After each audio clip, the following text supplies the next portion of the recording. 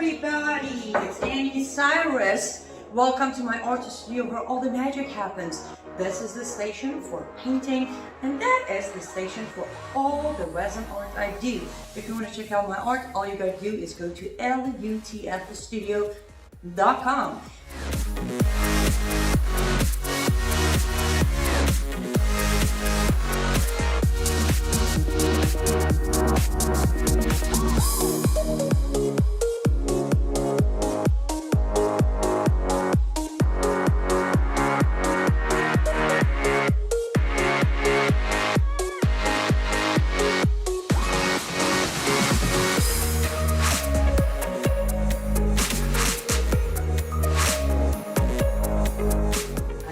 Finish this painting, but I'm sure, or at least I hope, I'll see you at lutfstudio.com.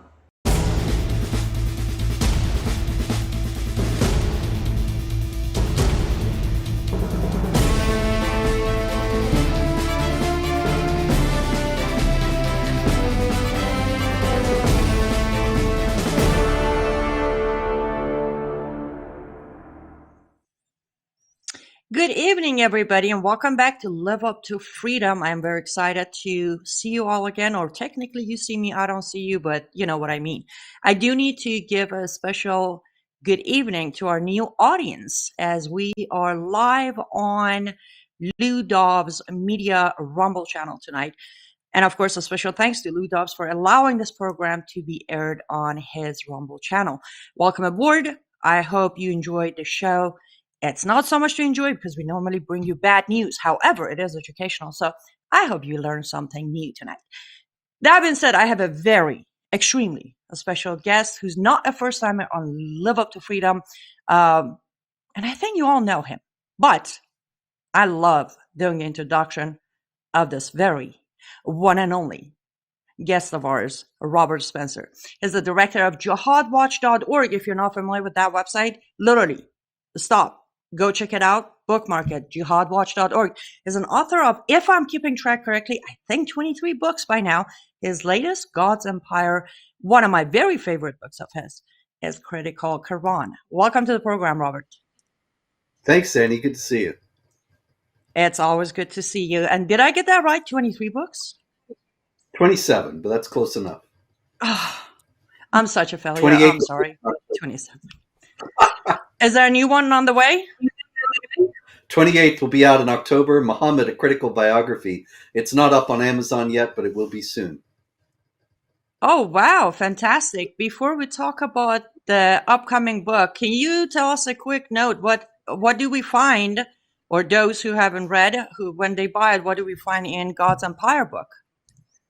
Oh, Empire of God. Empire of God is a history of the Byzantine Empire, which is the empire that we owe a great deal of our political philosophy, our ways of thinking, our religious understanding.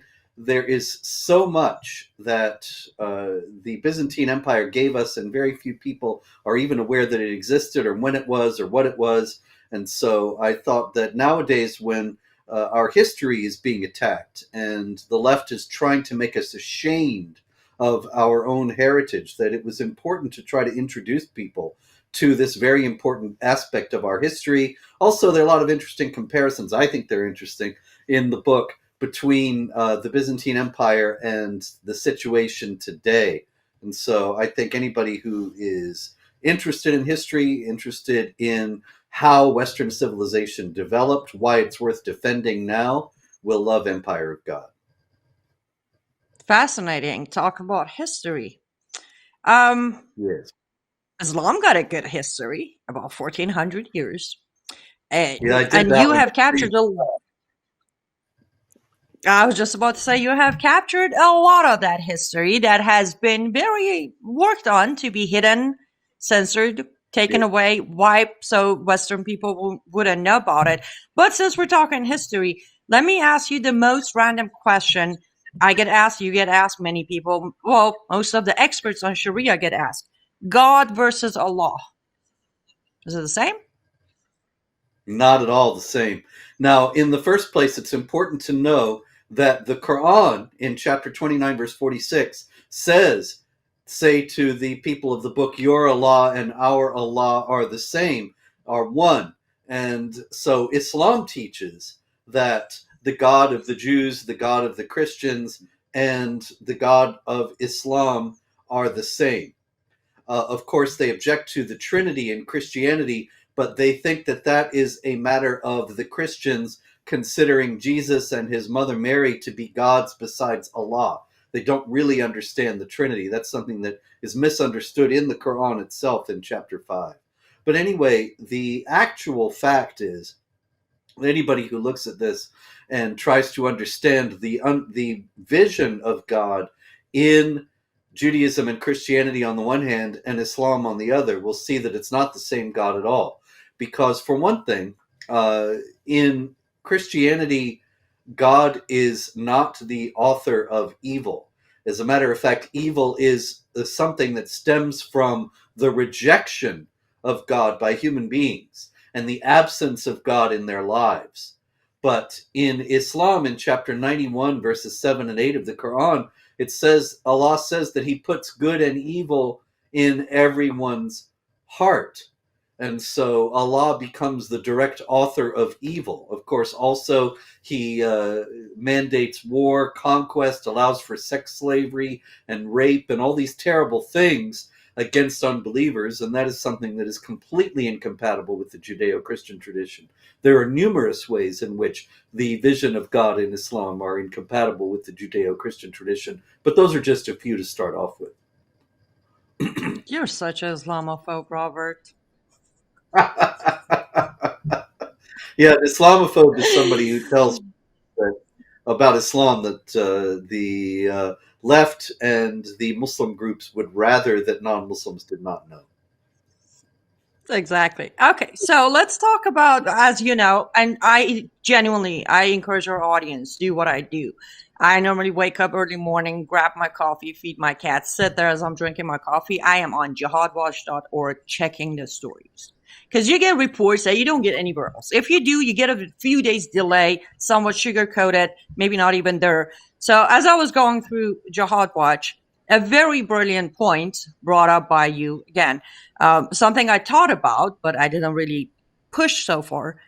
The massacre happens in Moscow. It is Islamic terror, absolutely no question about it. People coming Allahu Akbar doing it.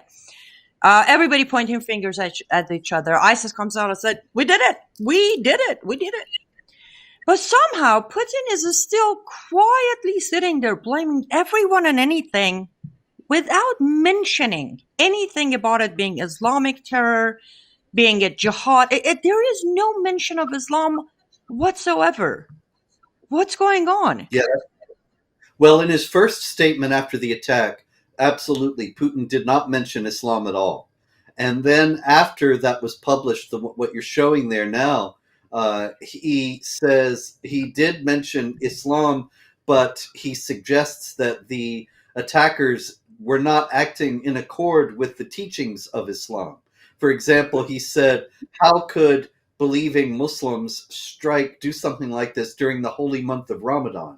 Which shows that he doesn't understand Islam or Ramadan, but he's very worried about having jihad attacks more frequent in Russia. And clearly he thinks that if he speaks the truth about why this happened, that there will be more jihad attacks because the Muslims in Chechnya and elsewhere will be enraged at him for not accepting the nonsense about Islam being a religion of peace. So he's trying to keep a lid on the situation in the same way that Western politicians do when they say Islam is a religion of peace. Everybody really knows better, but nobody dares to say so. In the first place, because in the West it's a career killer. You know, you get branded a racist and a bigot, and that's death for a politician. And in all over the world, the elected officials and various governing officials of all kinds think that if they speak honestly about this, that it will lead to more jihad violence, and so they choose instead to lie about it, and that's what Putin's doing. Right, and that's the thing. It's yes, there's I guess it's like, does he not understand? So he asks like, oh, how could they do that on in month of Ramadan, which we both know, and most of our audience, because they're well educated, that I mean, Ramadan is the bloodiest month of Islam. Like, go, everything is counted 7 times more of a reward. But is it that he doesn't know? Is it that he knows, but he's dealing with Islamic Republic of Iran needs to continue, so we don't want to talk bad about it? It feels like it's a combination of what me personally, I was a little surprised. I always thought Putin is the guy who's going to tell it as it is, not afraid of anything. So is it safe to conclude that Islam is that one thing that even Putin is afraid of poking at? Yeah, I think that's safe to conclude. Russia has a large Muslim population that he wants to keep quiet and happy. And yes, he also is pursuing, he's got a long standing friendship with the Islamic Republic of Iran. And uh, as far as the United States goes, when the United States was fighting the war on terror in Iraq and Afghanistan, that puts him on one side of an issue. And so, since Putin is representing the foremost or one of the foremost antagonists of the United States, he naturally gravitates to the other side. And so that means he's going to be out there making excuses for Islam and denying the reality of jihad. Of course, American presidents do that, and it's something that is done pretty much all over the non Muslim world. But in Putin's case, it's directly connected to his desire to counter the United States, as well as his desire to keep his Muslim populations quiet and peaceful within Russia itself. So let me ask this. Did ISIS do it? Was it really ISIS? I don't see any reason not to think so. I mean, lots of people, if you go on Twitter, it's kind of going into an insane asylum, and you see all these people saying Mossad did it. It's the Israelis, because they think that if the jihadis strike Russia, people will see that the jihadis are really dangerous and they'll support Israel against the jihadis of Hamas. Now, that's based on a whole lot of false assumptions. One is that Israel even thinks of its struggle against Hamas as a struggle against jihadis, which Israel itself has never given any indication of doing. It might be that privately Netanyahu and other officials in Israel are aware of the jihad, but the official stance of the state of Israel has never acknowledged the reality of Islamic jihad. Neither has the government of the United States. And so when you have a jihad attack by ISIS in Russia, there's no reason to assume that anybody is going to connect it up with the ideology of Hamas. I mean, after all, the only people who have been saying that these people have a shared ideology have been those who've been smeared and vilified and marginalized as racist, bigoted Islamophobes for the last 20 years. And so the idea that Israel would suddenly act on that, I think it strains credulity. Another problem is that you can say, well, look, Israel has been saying since October 7th, Hamas equals ISIS. And yet the attack in Russia look like, did not act like the attack in Israel. There were no hostages taken. There were no mass rapes and so on and so on. And so if you'd think that if Israel staged it, if this is really Mossad, they would make it look more like the Hamas attack in order to drive that point home. And they didn't. So that's another problem. Also, the Islamic State, ISIS, as you noted, they did claim it. And they also have a record of veracity in these matters. There are a few times when they have claimed attacks that the authorities have insisted they had nothing to do with. However, for the most part, they have only claimed attacks that they were demonstrably connected with. And the attacks where authorities say they didn't have anything to do with it, really, there are a lot of questionable aspects. There are a lot of unanswered questions. One of the most notable of these was the mass shooting in the Las Vegas casino a few years back, We've never had a satisfactory explanation for that. And so it's while it's been dismissed by authorities that ISIS had anything to do with it, it hasn't really been proven false. And ISIS generally, as I say, they're generally honest about claiming these attacks. So I don't see why they would be lying now.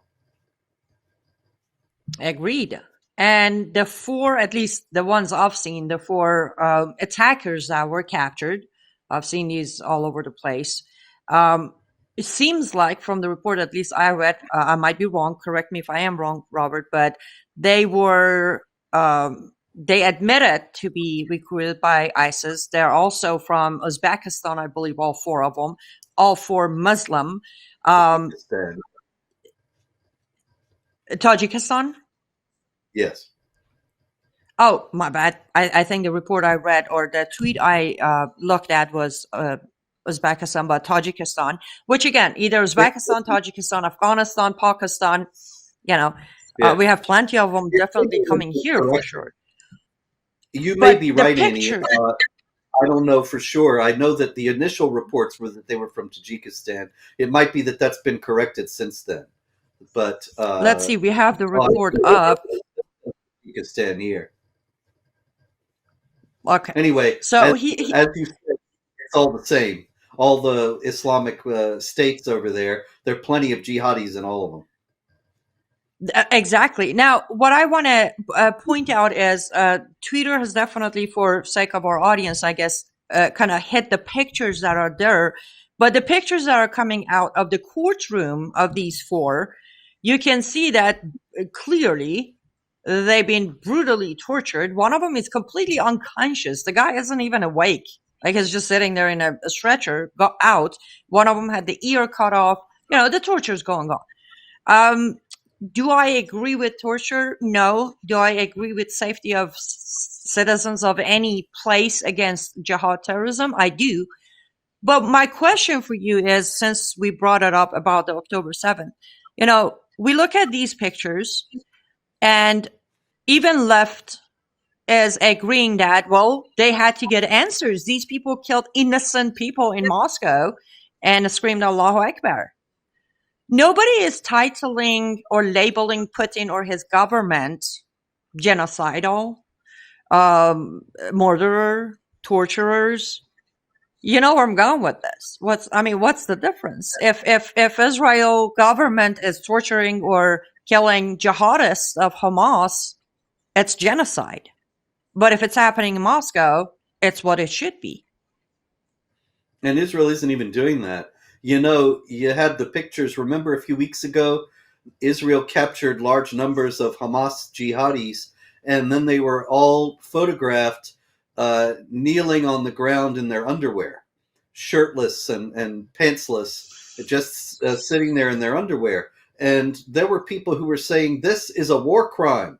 These people are being tortured, when there were no marks on any of them. They had been undressed to make sure that they didn't have bombs strapped to their chests. And that's why they were not wearing shirts. But the idea that they had been tortured was completely baseless. And you look at the Russian photos, the photos out of Russia of these jihadis, and they've got black eyes and they're bruised and they're swollen, and one of them's unconscious, as you noted, and one of them has the ear cut off. And nobody is saying that these people have been tortured, that they've been brutalized, or that the Russians have done anything wrong. And so it just goes to show you once again that there's one standard in the world for Israel and another standard for the rest of the world. And what the real purpose of all the moral indignation that's being rained down upon Israel these days over casualty figures that originate with Hamas, the real purpose of that is to stop Israel from fighting and to make it lay down its arms, not defend itself, and essentially surrender to the Islamic Jihad. That's what the indignation against Israel is all about. Absolutely. Yes, the double standards and the fact that people aren't pointing this out, not to necessarily, give myself too much credit, but I'm sitting there for 2 days. I'm staring at these pictures. I'm like, I'm going to wait I'm going to wait to see who's going to come out of screaming and saying, crimes against humanity and war crimes, and nothing happens. You're like, wow, the devil said, like, and I have always been a supporter of Israel, as you know. And I'm like, these are the reasons that my support for Israel becomes stronger and stronger every day, because I look at the hypocrisy and the double standards and the lies. And it becomes to a point where you're like, we all should look for the truth, absolutely 24/7. But then we all should look for the lies. It's like the more you find the lies, the easier it becomes to see the truth. Unfortunately, that's how our time is nowadays. But I do want to continue on the hypocrisy and the lies about Israel. But let's take a quick commercial break, hear from our sponsors. Don't go anywhere, because we'll be right back to continue the discussion with the one and only Robert Spencer.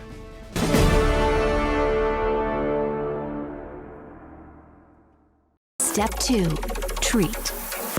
With the Dewy Serum. Deeply hydrates and locks in moisture. Protects from free radical damage. Targets multiple signs of aging. Boosts microcirculation. Revealing a youthful, radiant, dewy complexion. Dewy Serum goes beyond ordinary skincare, leading you to a realm of glowing, rejuvenated beauty.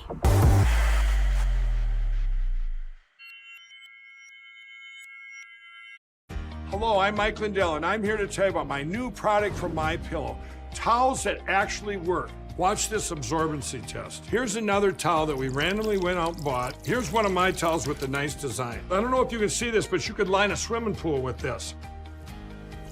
I mean, this is crazy. Get rid of it. Towels that actually work.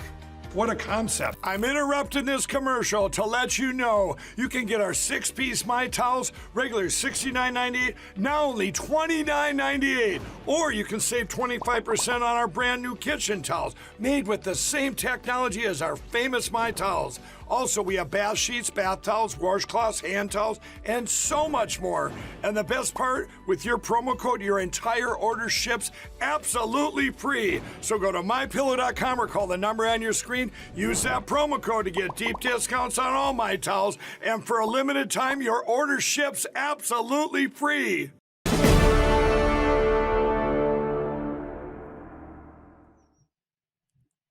Welcome back to Live Up to Freedom. Thank you so much for staying with us until now. Make sure to go to mystore.com or mypillow.com, because this free shipping offer may not last much longer. So you may want to take advantage of it using promo code AC21.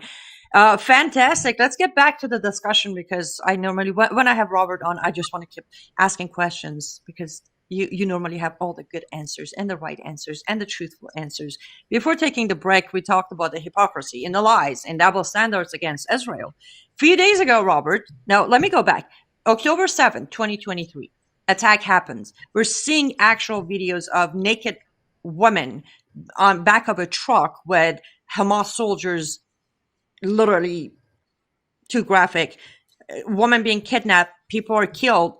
And all you hear at the beginning is, these are Photoshop, these are old videos, this didn't happen, move forward, hostages are released, and, staged to where, we were treated so well, but I have 10 broken ribs and I was raped 20 times, keeps getting covered and covered, until a few days ago, news comes out. Israeli soldiers are raping women at the hospital in Gaza. And then Hamas comes out and Al Jazeera comes out and say, well, it was kind of fake. And you don't hear any outrage about it. Of course, this is, again, you can see it on the screen, but jihadwatch.org is where you can find all of the information we're discussing right now. But two questions for you, Robert. One, why is there no outrage against Al Jazeera or against Hamas or Palestinian Authority or all the medias who reported on this so-called fake story of IDF soldiers raping Palestinian women? Two, what makes Hamas or Al Jazeera to actually admit that this was a fake news or report? Well, I think Hamas and Al Jazeera never would have admitted it, except that they had to, because the scrutiny was too great. The international attention was too high, and they were expected to come across with evidence, and of course they couldn't. And so they were kind of backed into a corner by their own propaganda, and this time they had to admit it. There have been numerous other times, however, when they are not being subjected to the same level of scrutiny that they are right now during this war, that they have not had to admit what were also plainly fabricated stories. And everything that Hamas and Al Jazeera say should be taken with a massive grain of salt, greeted with immense skepticism, but it usually isn't, because the international media, the Western media, is very much anti-Israel. It's kind of ironic because after October 7th, I was sort of shocked to find that a couple of people whom I had been friendly with for years and respected a great deal, they started taking anti-Israel positions and talking about how the Jews control the media and so on. And I thought that's just so ridiculous, since quite obviously, if the Jews control the media, they're very inept at controlling it because the media is so deeply committed to being against Israel. And the New York Times, CNN, the Washington Post, all of them always portray Israel in the most negative light possible. And so if the Jews control the media, they're doing a very bad job of it.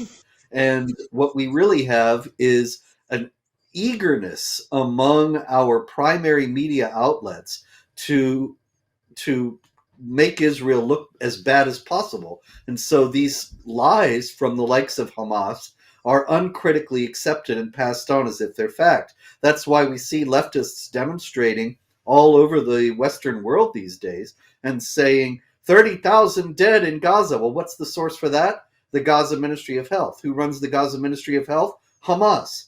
Who has a vested interest in trying to increase the number of civilian casualties because it can use them for propaganda purposes?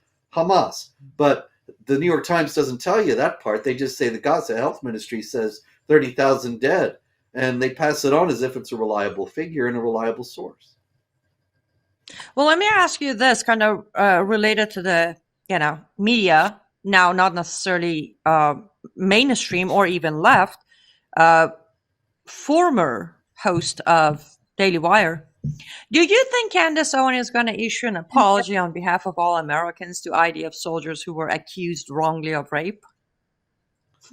I wouldn't count on it. Since October 7th, unfortunately, Candace Owens has been quite vocal in passing on propaganda against Israel and making outlandish claims, such as she insisted that after 9/11 she was taught in school, that it was hammered into her at school that all Muslims were terrorists. And I think that's the most absurd thing I ever heard.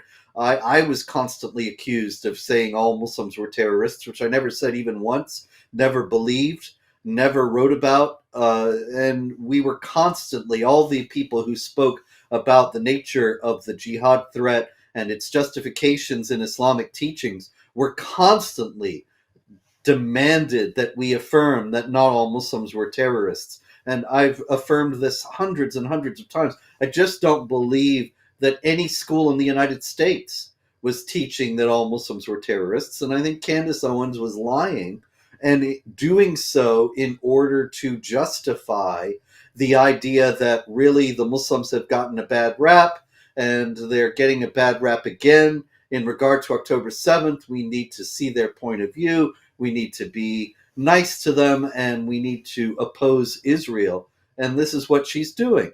You know, I saw a little bit of her interview with Rabbi Michael Barclay, and she's saying, don't you care about the deaths of Palestinian children? And I think, well, you know, in the first place, it's an offensive question, because obviously everybody mourns, any decent person mourns the death of children everywhere. But exactly why is this conflict happening? And if any Palestinian children have been actually killed, that's a terrible tragedy. But why are they being killed? Because Hamas attacked Israel, and Israel is responding. And let's recall also that it is Hamas that puts its children in harm's way because it wants civilian casualties, because it knows how valuable they are for propaganda in the U.S. And so Uh, I'm real sorry. It grieves me that any Palestinian children may have been killed, but the responsibility for that is not with Israel, which is quite scrupulous in trying to avoid civilian casualties. But what Candace Owens is doing, and even asking a question like that, is trying to appeal to people's emotions without giving them the balance of being able to evaluate the entire situation, because she doesn't give them give her audience all the information that would be necessary to make a balanced evaluation of what's going on. Very true. And sad part of it is Candace Owens is just one of many conservative alternative media big names out there who started showing dramatic anti-Semitism signs and defending Palestinian people and Hamas and Islam and blaming Israel and blaming us, America. Many of them started doing that starting October 7th. And I understand, from point of view of a Christian, we've been warned this is going to happen. I get that. But what I don't get is, why is it that they stay where they are as far as their number of hits and followers and popularity, whatever you call it? Are American people really that interested in a cult that they rather follow a person who's putting misinformation, disinformation, anti-Israeli and anti-American information out there? Is that what's happening with us? Well, a lot of it's a perfect storm of a lot of things coming together at once. Candace Owens won fame initially as a leftist who became a conservative, became a patriot, and as a Black American was speaking out against the race hucksters and hustlers like Al Sharpton and Jesse Jackson, who've done so much to divide Black Americans and white Americans in the United States. And so a lot of people love her for that. And that doesn't mean that she knows anything about Israel or the Palestinians or is a trustworthy voice about every last issue under the sun. But people tend to trust people that they've begun to trust on other issues. And so that's one thing. She's riding the effects of her earlier work, which was quite good in many ways. Now, meanwhile, a lot of people don't trust the United States government, especially now with Joe Biden appearing to be president of the United States. Joe Biden is a massive liar. He's one of the most incredibly comprehensive, persistent, relentless liars that I've ever encountered, and I expect that most Americans have ever encountered. Most people don't realize that most of the time when he says anything, he's lying. That he's lied through his whole career. He's lied about his personal life repeatedly. He's lied about his positions. He's lied about everything. And so that's just part of the whole story when it comes to the United States government. We know that the United States government has not been honest with the American people when it came to COVID, when it came to so many other things going back over the last few decades. And so there's a lot of skepticism out there. Excuse me. Now, the Biden administration is not really on the side of Israel. We saw that at the UN the other day when it refused to veto a ceasefire resolution. A ceasefire would mean essentially the surrender of Israel, because it would allow Hamas to regroup and to strengthen itself and be able to survive when Israel has vowed to destroy it. And so the United States under Biden gave $10 billion to Iran just a few weeks ago, which is going to go to Hamas. And so the United States is funding the war against Israel. It cannot be really said to be on the side of Israel. However, Biden he insists on the surface that he is pro-Israel. The American people increasingly realize that he's a big liar, that the government is made up of big liars, that we are being lied to, that we've been lied to for decades. And so they don't believe. So when Biden says he's on Israel's side, even though he's lying, a lot of people think, well, then Israel must be the bad guy. and we have to oppose Israel, because if Biden's on their side and he's such a dishonest man and such a self-serving, corrupt politician, then the good guys must be against Israel. And so Candace's message resonates with those who are rightly skeptical about the U.S. government and its aims at this point. Very true. And after you released your video message asking for Candace Owen for proof of her claim, I also did a quick 20 minutes. And one thing I did ask her was, please stick with your own topic. I really don't know what her topic is, but I do agree that, like, I normally try to cover Iran, Sharia, Islam, something that I can literally talk about, unfortunately, even in my sleep. I try not to touch on topics that I'm not well informed, so I don't give any misinformation or misguided information. But it's like, I don't know. I feel, Robert, I keep feeling like this anti-Semitism is becoming fashion. It's becoming a way of becoming even more popular and more wanted. And I can't help but to think a lot of people out there are looking for clicks thanks to social media nowadays. It's all about clicks. How can I get people to follow me more, share my stuff in negative way or positive way? So I guess I'm afraid of lack of responsibility and accountability by a lot of what we would consider, influencers and public figures that are definitely damaging this movement, either about Israel or America. I look at it as one fight because it's parallel. I feel like the more we are not supporting Israel, the more we're putting ourselves in danger. I have always thought of Israel as our, first wall of defense when it comes to, sadly, jihad and Islamization heading this way. God forbid if in any shape or form Iran or Hamas or Hezbollah would take even one more inch of Israel. We both know that's going to have heavy consequences for us over here in America or Europe, for that matter. No doubt about it. The thing about the social media and the explosion of anti-Semitism, though, is that it does seem orchestrated. For example, take a guy like Jackson Hinkle. Now, Jackson Hinkle, maybe you haven't heard of, I don't know, and maybe some of your viewers have not heard of. I had never heard of him until a few months ago, right after October 7th. And suddenly I start seeing this guy, and he's got 500,000 some followers. He's got a massive following, and he's constantly tweeting anti-Israel propaganda, much of which is false. Now, Jackson Hinkle, I cannot say to you, Annie, that I keep up with these people. I do not. So it may be that he's been a social media star for years and I just never came across him before. But it seems like he sprung up like a mushroom after spring rain right after October 7th, and suddenly he has this huge following. And he says he's America first, but he actually put out this completely incoherent statement about his own positions, in which he said that he was America first and said that he was a Marxist-Leninist. Now, if you're America first, then you're not a Marxist. And if you're a Marxist, you're not America first. Because Marxism-Leninism is internationalist and wants to destroy nation states. And so I don't believe this guy.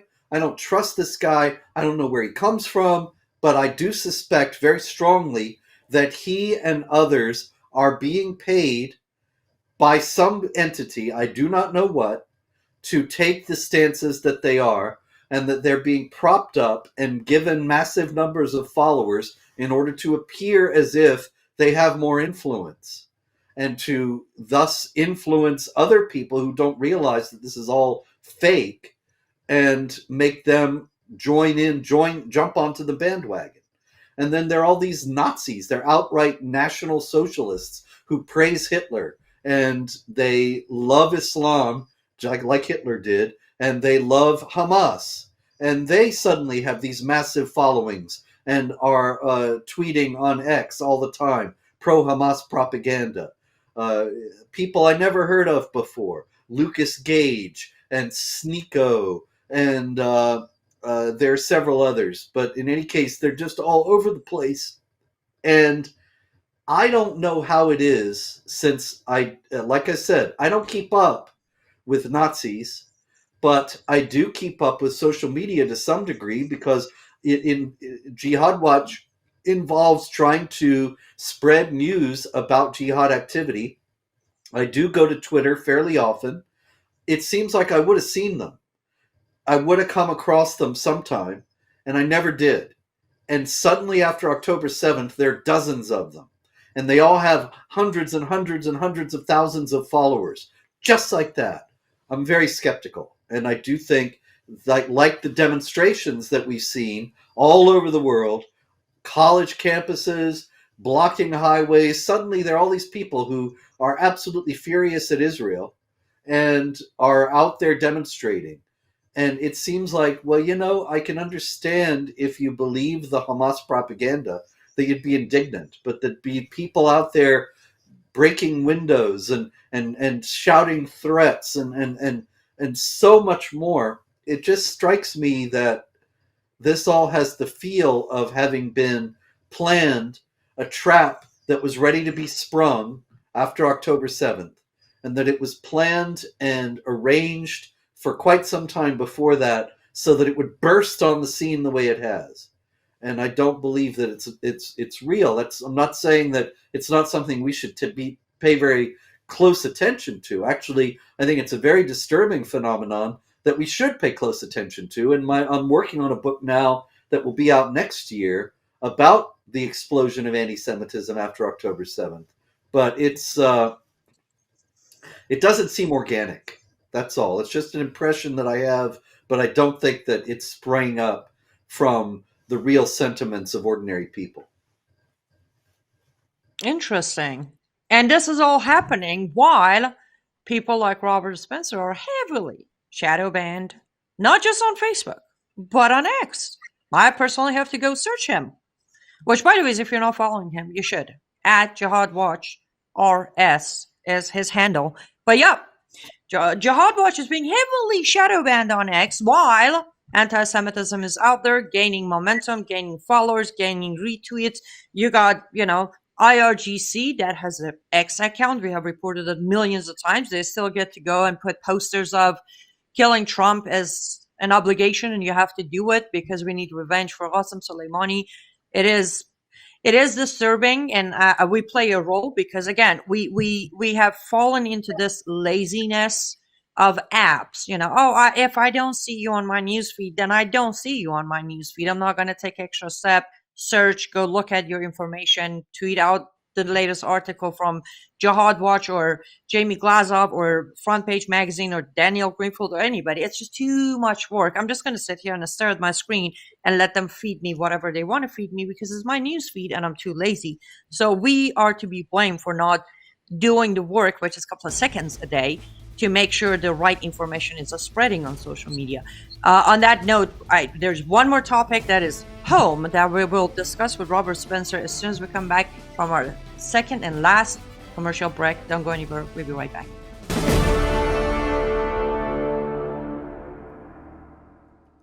Step 3. Replenish with the Collagen Plumping Moisturizer. Reduces fine lines and wrinkles.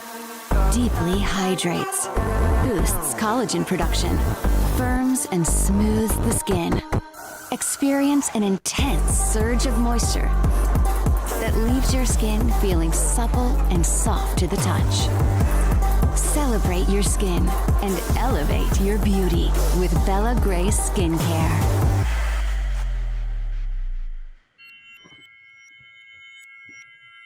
To celebrate the new year, we're having the biggest sale ever on overstock clearance and brand new products. For example, save 60% on our Goose Down comforters, the best comforters ever. They go perfectly with our MyPillow bed sheets and duvet covers. Save 25% on our brand new kitchen towels. They're made with the same technology as our famous My Towels. Our initial quantities are extremely low, so get them now before they go. Our seasonal flannel sheets are finally in. You save up to 50% and they sell out fast every year, so order now. They're truly the best flannel sheets you'll ever sleep on. Or save up to 80% on all our clearance items.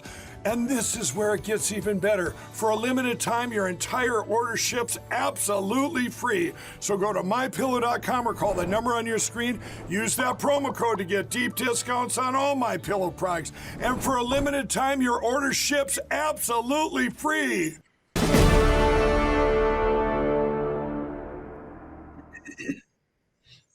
Welcome back to Live Up to Freedom. Thank you so much for staying with us until now. CyrusGrace.com. CyrusGrace.com is where you get 10% off your subscription if you like to access these amazing products of Bella Grace. That's CyrusGrace.com. Okay. I don't even want to talk products. I want to get to the topic as we are coming to an end of this program. Robert, we touched Middle East, we touched Russia, we touched Israel, a little bit of, here and there. Let's talk home. Apparently, Biden regime's DEI department is now asking for, don't use problematic terms of Islamic terrorism, like don't say jihad or jihadist or Islamic jihad or any of those terms. Isn't that what Obama started with FBI first, and now we're getting more and more into not using these terms? Yeah, I was surprised to see this, Annie, because this is indeed something that Obama set in motion back in 2011. 57 Muslim and South Asian organizations wrote a letter to John Brennan, who at that time was in the Department of Homeland Security and then, of course, later became the head of the CIA. And they demanded that I be fired as a trainer for FBI and military groups. And, while I was kind of flattered that they had noticed, at the same time, it was a clear signal that they did not want the truth about Islam and jihad being taught to our intelligence and military personnel. And indeed, they also demanded that all writings that mentioned Islam be purged from counter-terror training materials. Brennan wrote back on Barack Obama's White House stationery, which was a kind of a signal as to how seriously the administration was taking this. And he immediately said, of course, we'll comply right away. We'll fire this guy. We'll purge the materials of all mention of Islam. And so the Obama administration implemented the Countering Violent Extremism program, which never really explained who the violent extremists were that they were countering. And so that was all 13 years ago. I was surprised that there were still people in the government who would dare talk about Islam in connection with jihad. And what I think probably happened is that these were later hires who were kind of naive and did not realize that they were violating policy. And so the policy had to be reaffirmed. Okay, so here's where I take the win. I feel like we have a win here. The letter itself, when you read the letter, it literally says problematic words related to Islamic terrorism. Are they admitting there is such a thing as Islamic terrorism? Well, there probably aren't. If you asked them, if you got them on the show tomorrow and said, are you admitting that there was Islamic terrorism? They would say, oh, no. We're just saying that some people think there is Islamic terrorism. And so we're trying to correct that perception. True. And by the ways, I have actually reached out to their office I'm sure I'll never hear back, but I just do my job as a journalist and an ex-Muslim, Islamophobe named by SPLC. I think they have finally admitted to the truth, and I want to congratulate them for having the bravery to admit there is Islamic terrorism, but then tell the intelligence officers that we're not to use phrases that would point out Islamic terrorism. I know I'm always so sarcastic. It's hard to know when I'm serious or not, but genuinely, I feel like this one letter, I actually mentioned to a friend of mine, I think it was yesterday, I said, I think I'm going to print this and cut that very area. I'm going to resin it and I'm going to put it on my show set just as a trophy that they said it. They admitted it. But But how much of this new enforcing of this policy is gonna hurt us comes dealing with all of these Islamic soldiers coming through the border, those we already imported during Afghanistan withdrawal disaster. How much of this new filtration of language is going to hurt us again, Robert? Well, it will probably lead to another catastrophic jihad terror attack in the United States because our intelligence and law enforcement officials don't know what to look for in order to stop a terror attack. I can give you actually an example from about 9 years ago. I was in touch with FBI agents over the Muhammad art exhibit and cartoon contest that Pamela Geller and I presented in Texas that was attacked by ISIS. And anyway, had extensive discussions with a couple of FBI agents. And in the course of one of these discussions, they asked me if I had had death threats. And I said, yes, of course, I get death threats all the time. Here are some of the latest, and I gave them to them. And they said, we will evaluate these and get back to you. And so this FBI agent got back to me not long after and said, this is nothing to be concerned about, because what they said was Allah should punish Spencer. And so they just want Allah to punish you. There's nothing to be concerned about. And so I had to explain to the FBI that the Quran says that you should fight the unbelievers and Allah will punish them by your hands. That's chapter 9, verse 14 of the Quran. And so when they say Allah should punish me, they're actually saying some Muslim should go kill this guy. So Allah should punish them by the hands of a Muslim. But the FBI, because they don't study Quran, they don't know anything about Islam, they did not realize that. And so they didn't know how to evaluate the threat.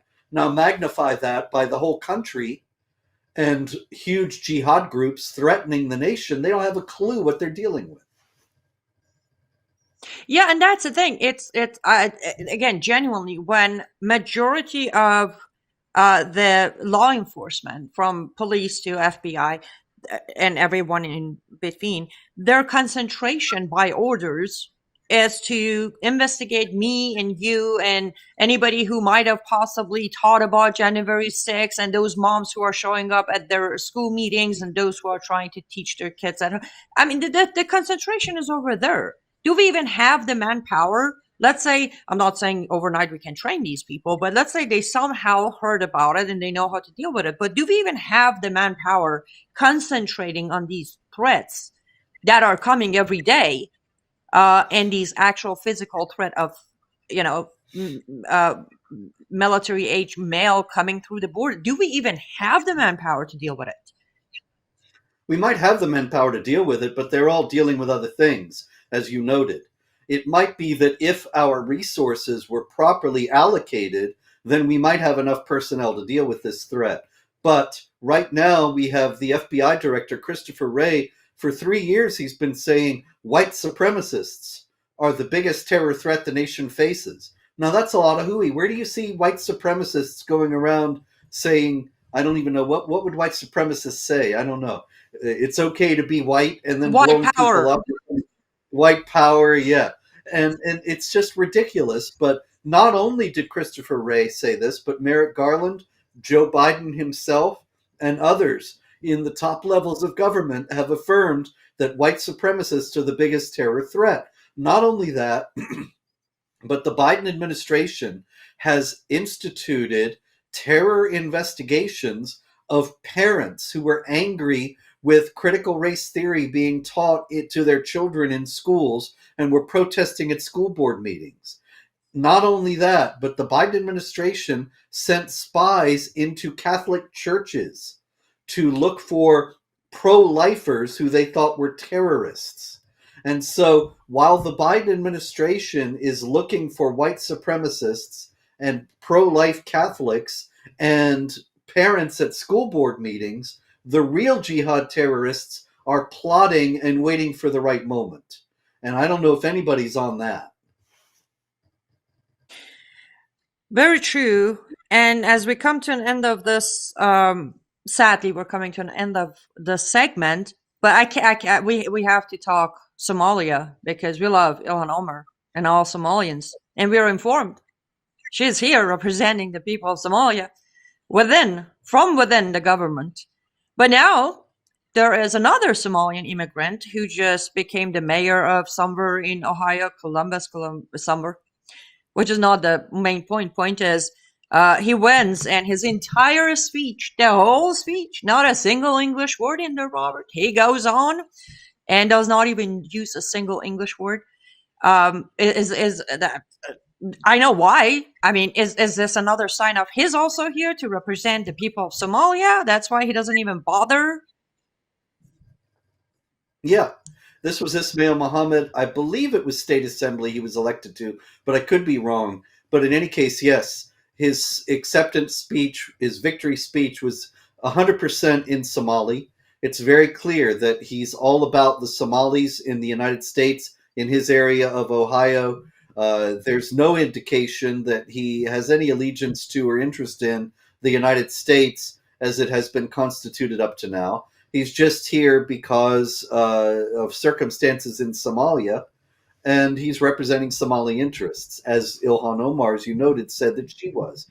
And so this is an indication of the results of mass migration into the United States without any emphasis on assimilation whatsoever. The idea of assimilation has now been dismissed entirely as being racist and bigoted and so on. And the problem is we just can't have a country, we cannot have any kind of national unity or cohesion without shared values.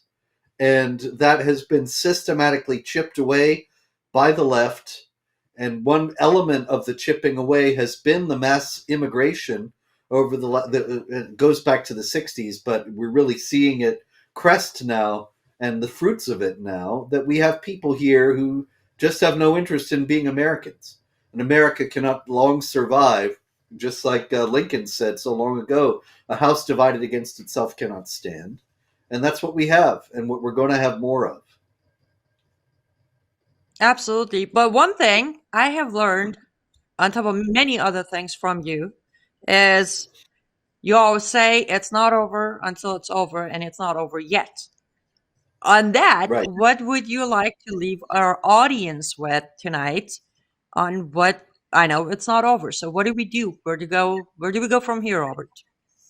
Well, indeed, it's not over, but we all have to work hard and recognize that this is a struggle for our freedom, for the freedom of our children and our grandchildren. This is a struggle that is life and death for the United States. And there's nobody going to do it but us. We have to be the fighters. We have to become activists, every one of us.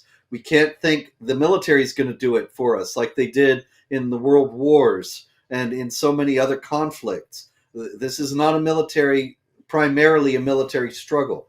We can't think, oh, the police will take care of us. And I'm not talking about vigilante action. I'm talking about being alert, being aware, being prepared, being active, working in every arena we possibly can in all lawful ways to throw out these corrupt politicians that we have in office now, to elect people who are better, to elect people who care for our own interests, and to begin the massive reform that's needed of virtually all our institutions at this point. And we have to do it. It's up to us. Wherever we are in life, we can play a role in this. Amen. Jihadwatch.org, jihadwatch.org on X, formerly Twitter. You can find him at Jihadwatch RS. That's Robert Spencer, Jihadwatch RS. Make sure to follow him, bookmark his website, sign up to his newsletter. He knows what he's talking about. Robert Spencer, as always, what a privilege and honor to have you with me. Thank you so much, and stay safe out there. Likewise, Annie. Thank you. Always great talking to you.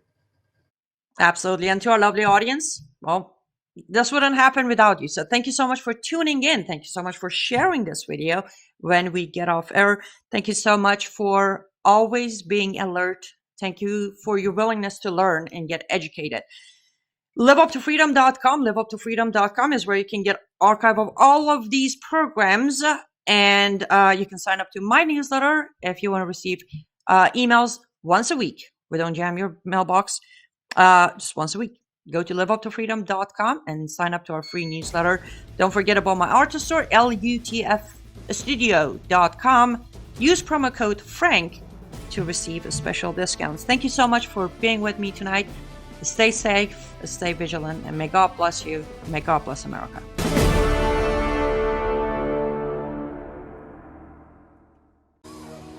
Well, hello everybody. It's Annie Cyrus. Welcome to my artist studio where all the magic happens. This is the station for painting, and that is the station for all the resin art I do. If you want to check out my art, all you gotta do is go to lutfstudio.com.